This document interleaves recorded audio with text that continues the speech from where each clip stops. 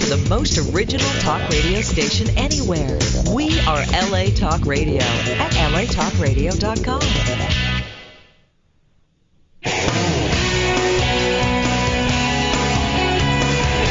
You're listening to Fouché Way with Brandon Fouché, right here on LA Talk Radio.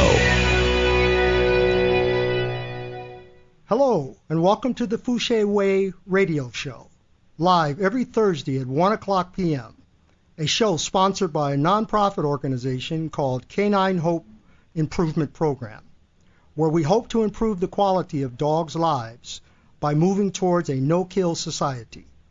The number here to call in is 818-602-4929. That's 818-602-4929. And if you have a question about dogs that you would like to be answered, you can call 323-637-7306. That's 323-637-7306. You can leave a message there, and we will talk about your problem on the next show. Now, our topic for today is babies and dogs. Why do some dog owners turn their dogs into the shelter once they have new babies? And will a dog-aggressive dog transfer that type of aggression to a baby or a toddler? And is it appropriate to adopt a dog from a rescue that's an adult instead of adopting a puppy when you're having children? We will talk about those today, but first I'd like to recap on last week because I got a call in about someone saying that they weren't completely understanding about the concept of environment and aggression with their dogs on a leash. I'd like to explain that a little better if I can. You know, dogs that live with us see their environment as though it's prey, meaning that when they're on a leash, they're hunting. You can see it in their eyes, the way they hold their tail, their ears. They're searching for something. That look, that behavior is based on a dog's inability to communicate with its environment the way nature intended for it to communicate. So it's acting out of stress, and stress leads to aggression. Now, dogs that live in the street dogs, they see their environment as though it's a predator because they're always being shooed away, horns blown at them, things thrown at them. If you come outside and you see a dog on the lawn and you shoo him away, they see everything as a predator in relationships to them, and so it makes them feel like prey. That's the pressure that's being placed on them that causes them to become what we call balanced, submissive in the mind. This is an act of survival. So all they're concerned with is food and shelter, and they don't want any problems. That's why when you're walking down the street with your dog and that dog is coming in the opposite direction, it gets out of the way. It goes around the car or crosses the street because it doesn't want any problems. And the proximity at which the dog is walking with the handler is generally wrong. That concept of heel comes out of the thought of human beings because dogs do not believe in equality. That's a misplaced ideology in the dog's world. Their life is based on hierarchy. So the correct position would be to be behind you, not in front, not next to you. It's very easy to go from a heel to a dominant position. When the dog is in front of you, that is power in the dog's mind. We are emboldening them to become more assertive, dominant, and ultimately aggressive because they are dealing with what is coming in front of them and they're acting on their own accord without its leader. So that's what I mean by environment and aggression. Now, we have three people on the line. We have Debbie Fan, who is a shelter volunteer. We want to talk to her about things that are happening in the shelter in relations to people giving up their dogs because they are having babies. We have Marla Trauscher online. She's an animal attorney. We're going to get her perspective on some legal matters in relations to babies and dogs and what happens. And we have Nicole Bruckman. She's a new mother, and she was thinking about giving up her dog, Sam. Sam is a pit bull. And we want to hear her story about how she had to go through some changes in order to keep Sam. We're going to talk about that. Should be very interesting.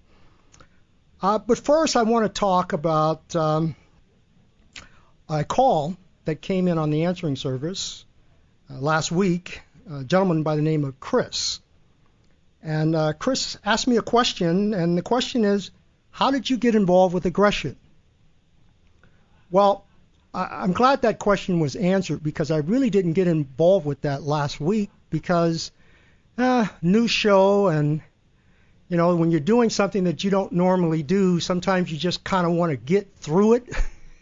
And I think that's kind of what happened. You know, this show is pretty much the same way too, but I'm enjoying it. I want to tell a story. I want to get involved with this because, you know, this is a very interesting story how I got involved. There's a lot of people that are out there that have known me for years, or they've known of me, but they really don't know me. They don't know what I've gone through in order to get to where I am today. And not to say that where I am today is someplace that's fantastic. I mean, what I mean is working with aggression. You know, it's not a glorious story, but it has a very deep meaning, and I'd like to talk about that. It involves part of my life, and you know, I almost brought my father in to the studio today because we don't spend that much time together, but you know, we're building a better relationship, and maybe it's good that I didn't, but he's probably listening because it's going to involve part of my life. So, Chris, I want to talk about how I got involved in aggression because I know what you're going through. I listened to your message, and I want you to know I feel your pain. I know what you're going through. I'm not necessarily going to reveal what you said, but believe me, I am sympathetic to you, and my heart goes out to you. You know, when I was a kid, about 9, I was separated from my mom. Well, you know what? I'm going to go back to that. I was mauled when I was a kid by a German Shepherd. Not just any German Shepherd. It was a police dog, a Schitzen trained dog. And what I mean by Schitzen trained, it's a dog that is professionally taught to bite people. This is what the police do. And my friend's father was a police officer. I don't remember exactly how, if I got pushed in the yard or I walked in the yard, but anyway, this dog grabbed me and shook me, and I remember when I fell, looking up through the trees and seeing the sun come through before I passed out. You know, a lot of things flash through your head. I'm not that young, so the experiences that I have are not that many, but, you know, I guess they were important at that time. And the next thing I remember is being placed in the car and hearing people say that the dog's teeth were embedded in my leg. And then the next thing I remember is waking up in the hospital, and I could hear the doctor talking to my aunt, telling her that I was going to be okay, but the dog was destroyed. And I remember how I felt when I heard that, because, you know, you're at the age when you know right from wrong. You know those feelings.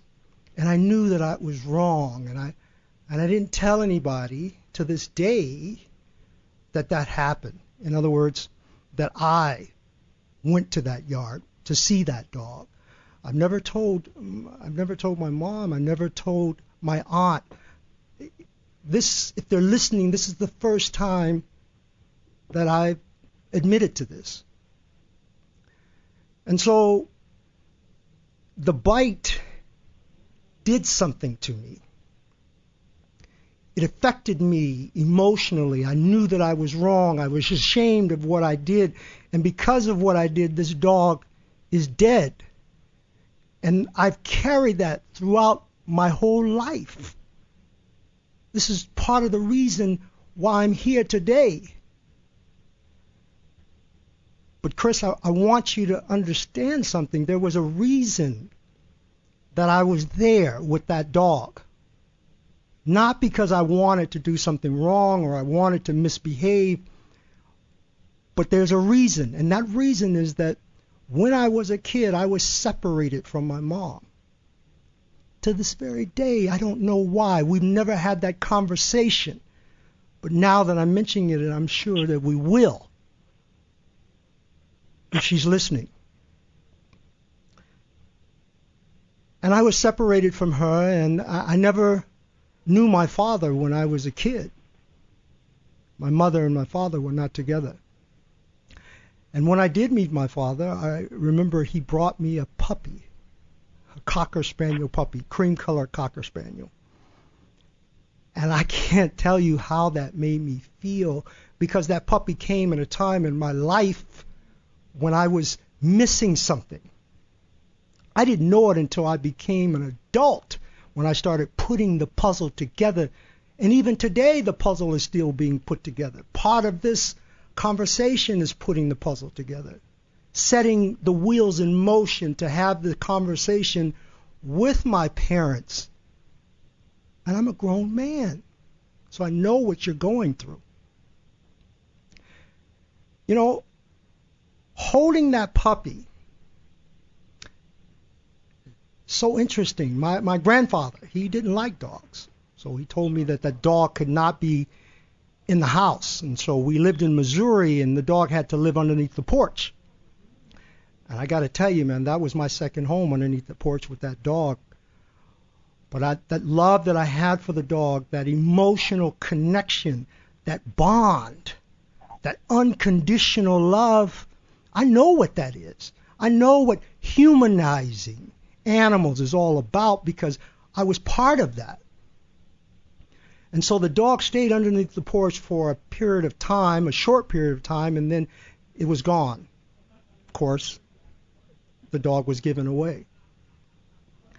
And because that dog was given away, it led me, because that's the only thing that I was able to pour my heart into and to express my feelings, was to this puppy as I held them and cried with this puppy in my hand.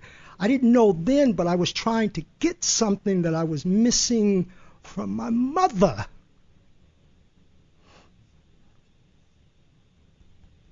This is deep.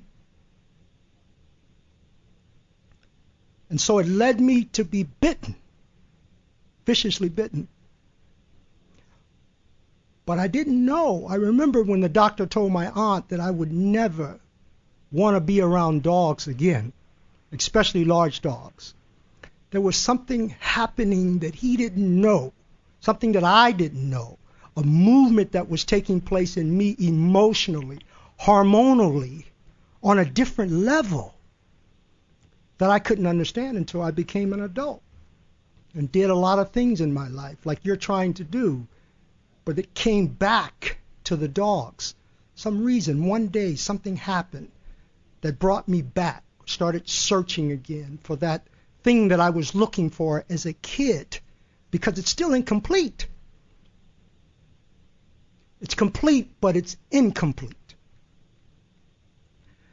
And so this understanding of aggression, this wheel that started turning where I wanted to understand, how could something that I loved do something like this to me? It didn't matter whose dog it was or what kind of dog it was. It was just the dog. That dog was the first connection that I ever made emotionally. And to have it taken away, and to be separated from my mother, and not to have known my father, Man, this is deep. That's a lot of heavy weight for a young kid. But you can get through it. That's why I'm here today. That's why I deal with aggression, because I have an emotional connection to it. And when you have that kind of connection, it's like a force that elevates you into a higher consciousness, man. Something that it's difficult to understand. And so I'm trying to express something to you in words that is beyond words. But you can get there. That's why I deal with dogs on an emotional or hormonal level based on how nature intended for them to process information. Not my will, their will. What they want. Why do they do what they do? This is what we have to understand. Everything else is symptoms. Everything else is a product of what we put into their environment and how we make them feel and how we embolden them and how we send wrong messages in the way that we communicate with them emotionally. We have to be aware of that. And so I look at dogs differently. I look at dogs from the concept of how they have affected me emotionally, and that is my connection. That is how I got involved with aggression. And I've learned that aggression is the highest form of communication. It's just a dog acting out of stress because it's misinterpreting intentions that we're placing on them. And so I feel your loss. I won't explain what you said, but I'm talking to you. And anyone else that's out there that can hear me, this emotional feeling that you've gone through, I know that you can connect with what I'm saying. I'm not a psychologist. I'm not a psychiatrist. I may need one. I may need one to help me as I'm trying to help dogs, to rehabilitate them and to rehabilitate myself. That's why I believe in rehabilitation. Now, the story is much deeper than what I'm talking about, but that's not what this is about today. But I wanted to address your questions because what you said affected me. And people don't know me. You don't know what I've gone through with aggression, and we will talk about that someday soon. Each episode we can talk about what brought me here. This is a fascinating subject, but it's not glorious subject. There's a lot of pain and suffering involved to be where I am today.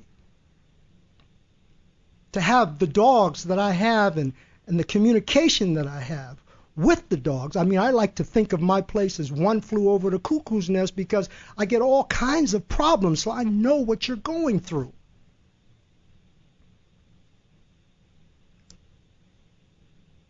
Oh, man. This is my passion.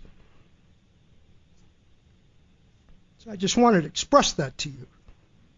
You know, this is all new. The show is new, and the way that it's going to open up and flow, I mean, I don't know. I mean, it is what it is, you know. There's one thing that I've learned from my dogs, and I will thank them to the end of my life, is to live with uncertainty, because that's how dogs live. They don't know if they're going to live or die. Okay. So our subject today is babies and dogs. And we have Nicole on the line. And Nicole was thinking about giving up her baby. Her baby is Sam, pit bull. And I'm connected to that because I know what it's like to think that you're abandoned or that you have to abandon your child. It's deep. But I think Nicole has found a way to get through this. And I want to talk about how she felt, where this came from, giving me her history about Sam. He's a unique dog. When I talk about genetic behaviors and learned behaviors, he's what I'm talking about. And that whatever's learned can be unlearned, and whatever's genetic can be dealt with, but you have to have concrete information strong enough for you to stand on so that it makes sense.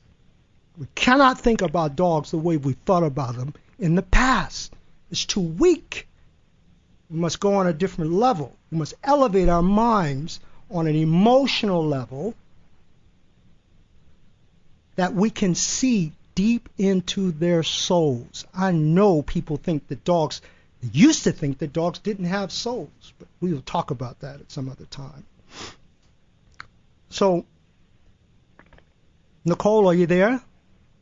Yes, can you hear me? Yeah. Okay, great. I apologize, and it's my passion. This gentleman Chris left me a message, and I know what he's feeling, and I just wanted to get that out. So, Sure. This is a new station, and I know there's a certain format, but it is what it is. This is an emotional thing, the killing of dogs, and how they affect our lives, and sometimes, I do things mainly just like I rehabilitate. I mean, there's no set time to rehabilitate. There is a feeling that I get when I pass a dog. When they show me something, then sometimes I stop whatever I'm doing and I deal with that.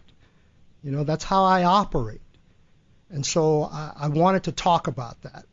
And just as passionately as I want to talk about you. Okay? Sure. So can you tell us about Sammy, his past? What happened? Yeah, sure. I adopted him from a rescue, me and my husband, about 5 years ago. Mm-hmm. And when we first got him, they had mentioned to us that he, hadn't been around dogs very much and that he had some dog aggression, but they thought, it might be able to be worked through. And then we had spoken to some other people, and they ended up, they thought that it couldn't be worked through. But within, the first couple of weeks we had him, he bit one of my friends. Mm. And so we didn't realize there was also some people aggression because he had been great with us from the very beginning. Now, can you briefly tell us how the bite took place? Yeah, my friend was over, and there was a couple people over, and he was sleeping, and she had bent down in his face and was holding his face like baby talking to him, sort of. Okay. Like, oh, where's the squirrel kind of thing, and then he bit her. Okay. So I want you to see that that's a dog that's misinterpreting our intentions, okay? Mhm. But go on. Yeah. So then we weren't sure. We weren't sure if we should give him back to the rescue, but at that point we realized that if he was given back, he would never be able to get adopted probably because they're going to have to disclose that he bit someone, and who's going to, we were kind of condemning him, we felt at that point. Sure.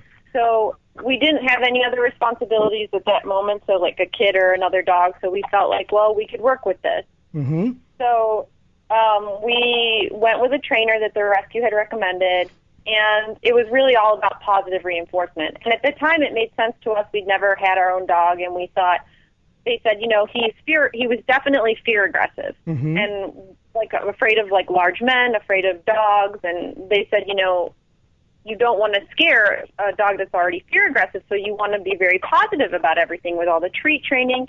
And we just didn't really, it was a lot of you were talking about last week with sit and stay on a mat. How does that work out for you? If the mat is there, mm-hmm. but he doesn't get up, he still can't interact. Exactly. So we didn't find, it almost seemed like it might be causing more stress. Hmm. So, did you know that at the time, or this sometime later that you realized that this was causing stress? Because this is very important for people. Maybe later we realized it was causing stress, but we knew it wasn't really doing a lot of good. We just didn't know the alternative. Okay. Go on. So, and then we put him through rehab there, and that was supposed to be with other dogs. And the guy told us, the best he could do was muzzle him and have him ignore other dogs. That we would never be able to put Sam with another dog. Do you mean And, ignore the dogs while he was with them, or you mean when you're walking on a leash? Yeah, walking on a leash. Okay. Like you could walk him on a leash with a muzzle and be able to train him to ignore them, I see.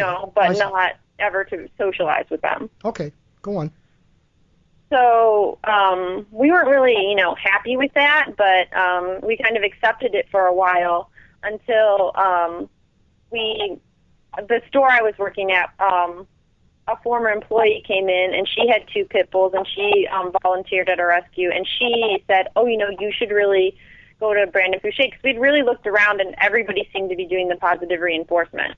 Okay. And she said, this really worked for our dog. And so we thought we would give it a try, and we called you, and we brought Sam in for the evaluation, and you recommended the rehabilitation, which we did, and when we came back, Sam was at the dog park. Exactly. Which was really crazy, because we never thought that would happen. And Nicole, before you go on, I want to straighten something out, too. And, we talk about positive reinforcement. And when we say that, I don't want people to think that the opposite of that is negative reinforcement. Right. We're talking about positive reinforcement from the concept of how the human brain works, and then positive reinforcement from the concept of how nature says things to work. Okay? So it's not that it's negative reinforcement. However, there's some negative reinforcement that's out there, but it's what humans do. Do you understand? Okay. It's more about the being dominant, and that you reward them only if they make the decision, not because you told them to do it. Absolutely. Okay, so let's go on. So then, things were going pretty well, and you actually recommended that it might be good for Sam and for us to get another dog, because Sam does have a lot of genetic issues, and he's pretty nervous. And so we were a little trepidatious of that, but we talked to Lori Weiss from Downtown Dog Rescue, and she recommended a dog named Pearl, who was really submissive and really liked to play and very, very social with other dogs. And she's another pit bull. Okay. She's about a year or 2 old, and we brought them both to you to evaluate, and you put them together, and we brought them home, and we've had her and him both for about a year and a half now. Wow. And she's really helped him. Like, at first it was hard. We had to, he was a little jealous and whatever, but we worked through it, and now they're like, it's the best thing that ever happened. He actually likes people coming over now, because she gets excited when people come over, and he feeds off her energy. Right. Now, I want to stop you there. The fact that the 2 dogs were together, you brought them home. Now, you had a part to play in this in order to keep them together, to make them work together. And that involved you being in charge. Yes. Correct? And did you use treats to do that? No. Okay. This is just you inserting yourself within the pack, saying that you are in charge, and everyone feeding off of your hormonal highs and lows, right? Yes. Because it's very important for people to understand that we cannot allow for dogs to make up their minds and decisions about how they're going to do things when they're living in a pack with us. Dogs are learning whether we're teaching them or not, so it's up to us to put in their minds and what we want them to be thinking about. And so I want to be clear that that is what you were doing, and people need to hear you say that. Yeah, and it wasn't, something I was used to doing until I came to you. So it was a big adjustment for me, and I had to, keep talking to you and get encouragement, and because I didn't think I could do it. I didn't think I could be that dominant or be, I felt bad doing it at first. Right. But then once you see how good it is for your dogs and how happy it actually ends up making them, you feel good too, and then it makes it easier. So. And that's very important that you said that. Happy. You saw happiness in your dog. Yeah, I saw a calmness, a different kind of energy from them. Less nervousness. Less confusion. They're genetically hardwired for that. In the wild, They don't follow Alpha because he hands out treats or says good girl or good boy. They follow because of what they represent. It's how they make them feel emotionally. This is why I say it's important that you understand that when you have a dog, you are in an emotional relationship. Just as emotional as it is to be with another person, sometimes even more so. And so you have to be able to emotionally make them feel genetically hardwired to hierarchy. That's what calms them down. Based on how we feel, the energy that we project creates an environment where the dog can calm themselves down. You trying to calm the dog down can create aggression, can create nervousness, excitement. Right?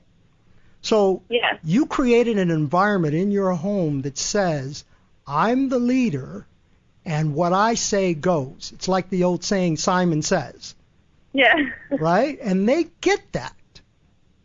Yes, and I think that one of the important things, too, is that I know my husband was able to do it much quicker and much easier because, you know, he was already more dominant than me, and I had a lot harder time with it, but you told me, to tell them to go away and give them commands and, chase them a little bit, and that then turn them into prey, and that actually really worked for me because my voice isn't as low. Oh, okay, so good.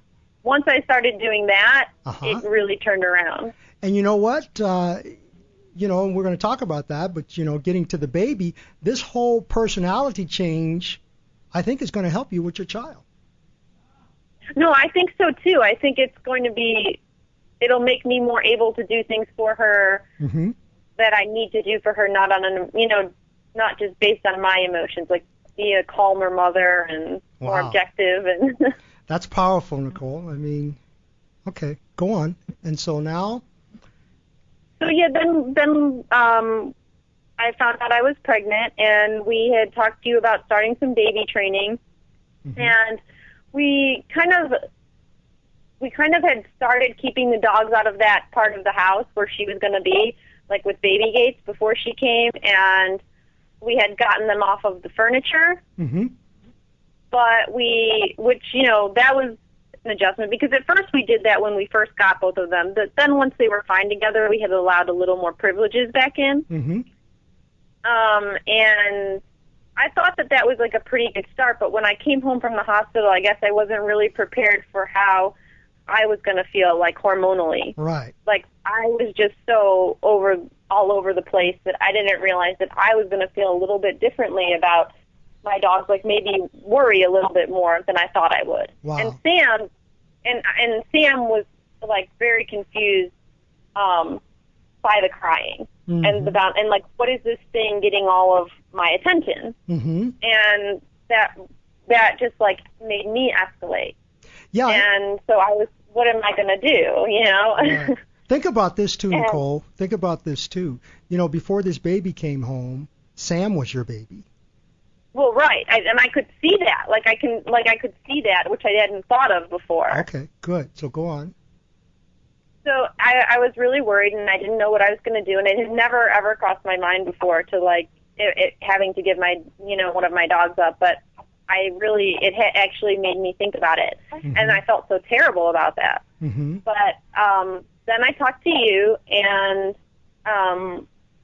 we got the crying baby doll from you, and we practiced with that because I think the thing you told me that really helped was that I was seeing Sam differently. It was that I had to tell him how to feel about this. Exactly. He wasn't allowed to make his own decisions, and I thought, you're right, because we had to do that when we got Pearl, and, it worked.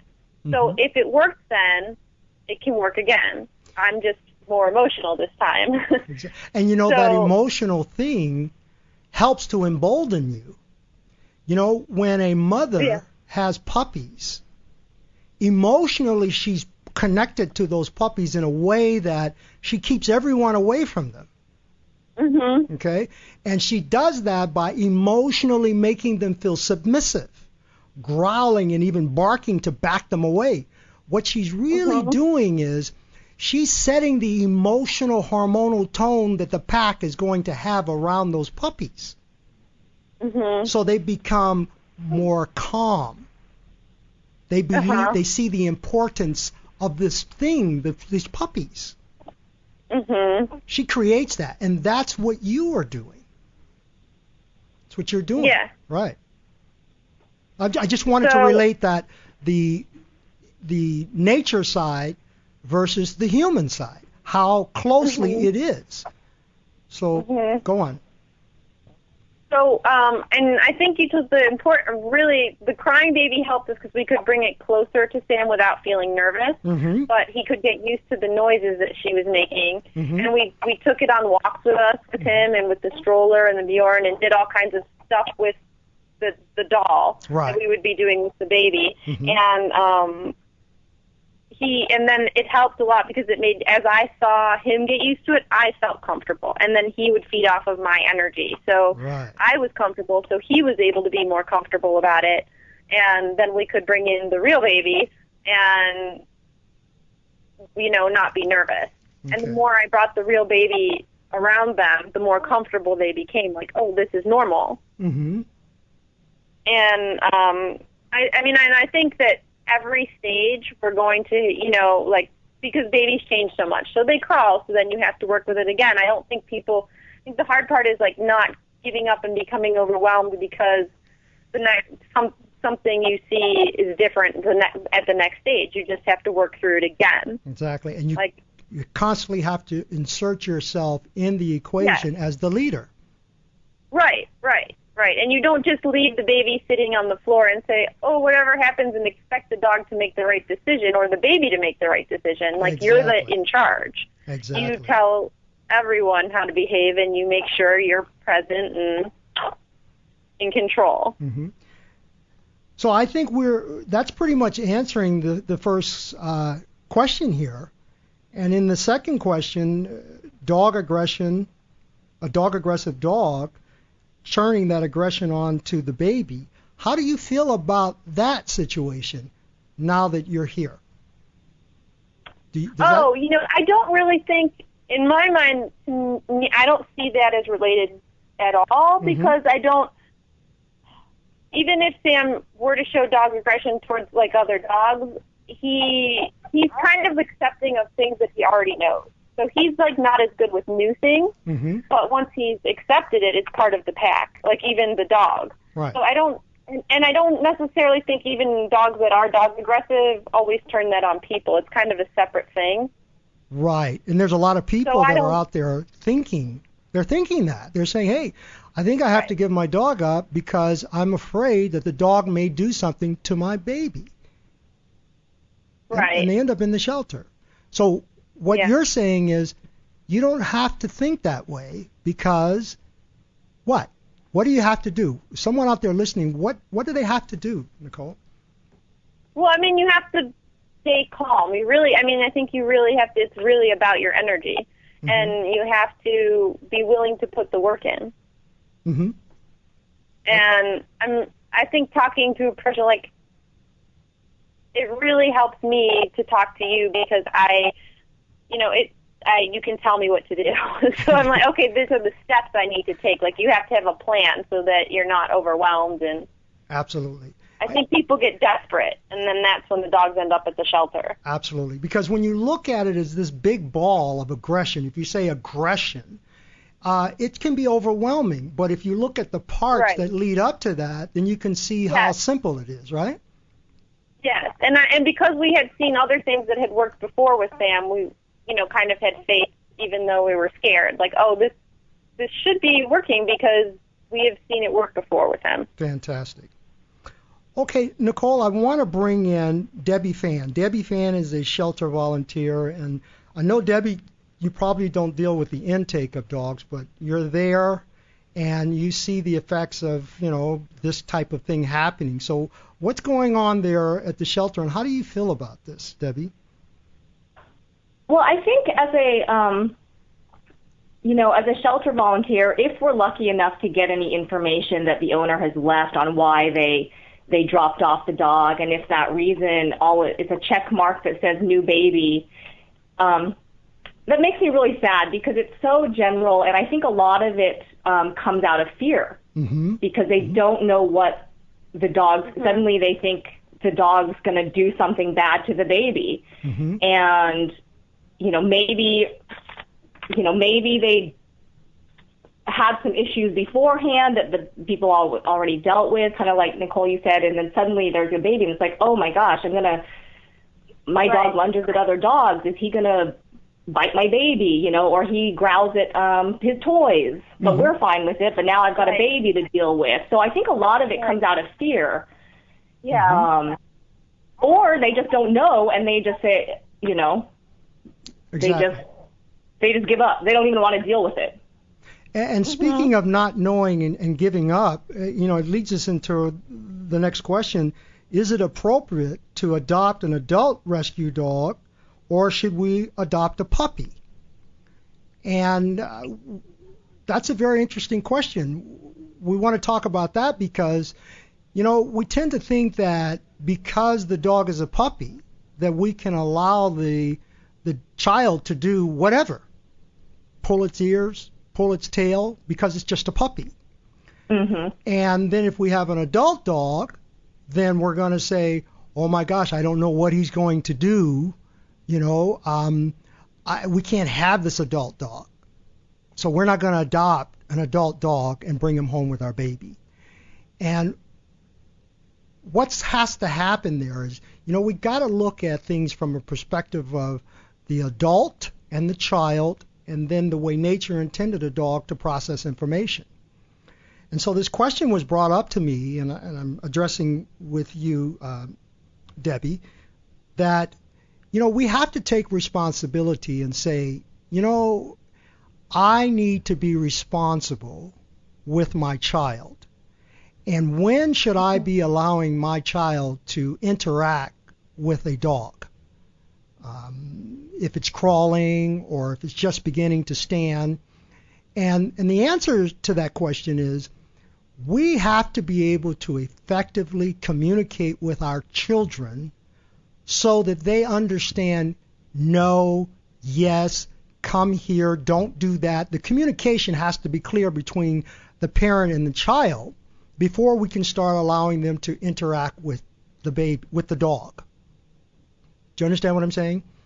Yeah, makes sense. Because in other words, we see people that they have their babies lying on the dogs like pillows, the little infants. And, look, if the dog is a subordinate, let me clarify this. If you have a dog that has any types of problems with aggression, dominance, being stubborn, things that you can't control in your dog, then you don't want to put your baby in that position, nor do you want to put the dog in that position, okay? Until you're able to communicate with that child effectively. And in the beginning, when you have the baby, before the baby's crawling, if you can create that environment where the dog is submissive and subordinate around the baby and stays away from the baby, you are teaching a behavior. That becomes a learned behavior. The dog knows, stay away from the baby. And I don't want people to think that if you keep the dog away from the baby, that they're going to now, for some reason, not like the baby or be aggressive to the baby because it's not interacting with the baby. See, the mother dog keeps them away until the puppies are able to venture out and experience and investigate with the adult dogs. But those are two dogs that are interacting, okay? We can't have the baby crawl out and investigate with the dog because the dog is going to do dog things and the baby's going to do human baby things, and they're going to clash because the dog is misinterpreting his intentions. Do you understand? Mm-hmm. So if we teach the dog to stay away from the baby, when the baby starts to crawl, the dog knows to move and get out of the way. Then as the baby begins to stand up and you can communicate better, intelligently as an adult to your baby and they understand yes, no, and things like that, then you can start introducing. But by then, there is a relationship that is being formed by the dog and the baby with just being socialized with the baby. Does that make sense? Yeah. Okay. So can I ask a question? Absolutely. Relating back to adopting an adult dog or a puppy, if someone has a newborn or a toddler and they want to bring a dog into their family, there's a lot of people come into the shelter and they say, well, I want a puppy because I think it'll be easier to, it'll be better with my kids. Okay. What do you think about that? Well, we have to think on the nature level and we have to think on the human level. And a lot of times when we're adopting puppies, we're actually raising them like we raise our kids. And dogs misinterpret things. So what happens is we're creating something. We could possibly be creating something that we don't want. In other words, we have this set of things where we have a set of toys for the baby or the set of toys for the dog. Or let's say we have the dog first and we've got all these toys. And then the baby comes along. And then we say, you know what? These are the toys for the baby. Dog is not supposed to experience or play with these things. Well, that's difficult to process, because dogs expect for you to think like them. And humans expect for dogs to understand what we want from them. That's a problem, because a toy is a toy, right? So we must understand that when we are giving toys, and this is, of course, is another show altogether, but I want to relate this to babies. What do we do when we give a dog a toy? What are we saying? We're saying, here, take this, put it in your mouth. Okay? And we're teaching the dog to use his mouth to solve problems. And then when the baby comes, everything has to change. That's very frustrating for the dog. So the humans need effective, intelligent information on what they should and should not be doing with their dogs long before the babies come along. So that means if the dog, when the baby gets there, the dog can't sit on your lap and watch television or lay in the bed because the baby's there, we got to think about that. We got to look down that rabbit hole and say, hey, this is what I'm looking for. And we have to start now. Okay? That makes sense. Yeah. We really got to look at this thing from the perspective of nature and then, of course, the humanizing part, because we can't get away from it. We do have to humanize dogs, but it has to be on a deeper level. Okay? So I want to introduce Marla. Marla, are you there? Yes. Marla Trouser, I'm sorry. She's an animal attorney. And Marla, we have a little more time. I want to give out your number for people that need help. And the number is 818-783-7660. That's 818-783-7660. Marla, can you put the legal aspect on this thing for us, please? Yeah, I mean, it really, with dogs, it generally comes down to liability issues.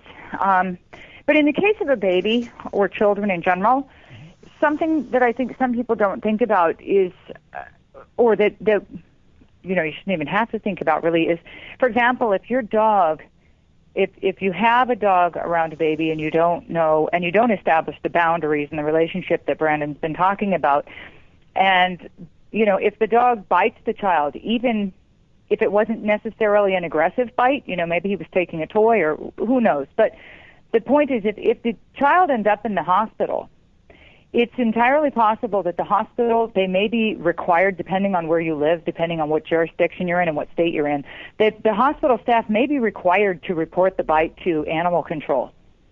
And when that happens, it's, the dog enters the system, as it were, and it's out of your control.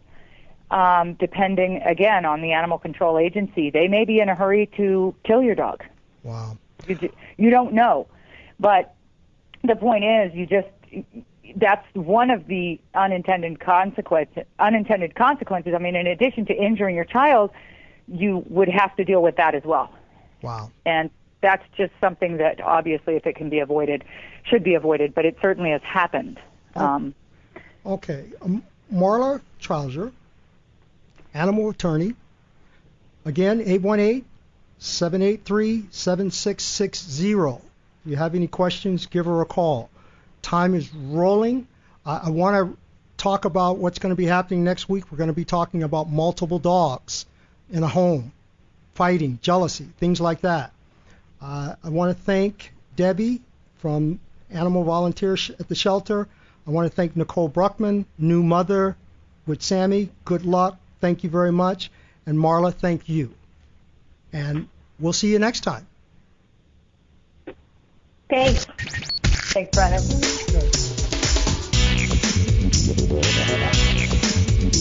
You are listening to the most original talk radio station anywhere. We are LA Talk Radio at latalkradio.com.